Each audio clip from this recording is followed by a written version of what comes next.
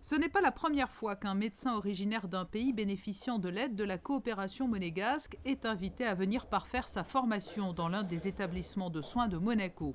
Après des personnels médicaux venus de Madagascar ou du Niger, ce sont cette fois un infirmier de bloc, une anesthésiste et un chirurgien sénégalais qui sont accueillis au centre hospitalier Princesse Grace. Moustapha Thiam est chirurgien.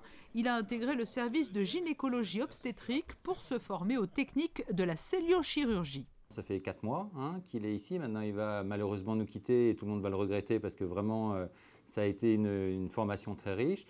Donc en fait, en pratique, il a opéré avec moi parce que la celliochirurgie, ça se passe à 4 mains. Il y a 2 mains qui sont opérateurs directs et 2 mains, une qui tient la caméra et une qui fait l'aide. Donc en fait, il m'a aidé pendant 4 mois à faire de la celliochirurgie sur des interventions et il a acquis l'expérience à fur et à mesure des interventions.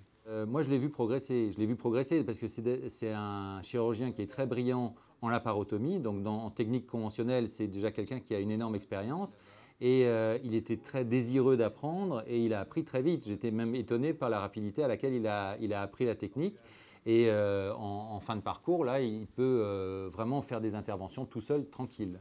La celliochirurgie étant une technique encore méconnue au Sénégal, ce stagiaire va donc pouvoir ensuite transmettre à son tour dans son pays l'enseignement qu'il aura acquis à Monaco. Le matériel est déjà disponible au Sénégal, mais en fait, il n'y a pas de manipulateur. Et donc, de ce fait, je suis venu pour me faire former ici en celliochirurgie, ainsi que l'infirmier et l'anesthésiste, pour pouvoir bénéficier des connaissances du docteur Jacques Reya et éventuellement faire démarrer l'unité de cellio à Dakar.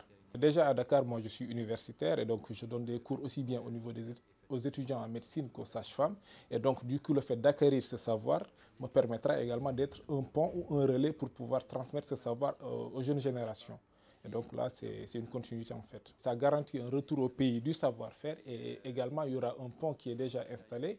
Et donc nous aurons la chance de recevoir encore le docteur Jacques Reya une fois que l'unité sera installée pour pouvoir démarrer et nous accompagner encore au bout de quelques semaines pour pouvoir vraiment booster cette unité de celliochirurgie et éventuellement pour qu'on puisse s'implanter et avoir des racines assez solides pour promouvoir cette nouvelle technique.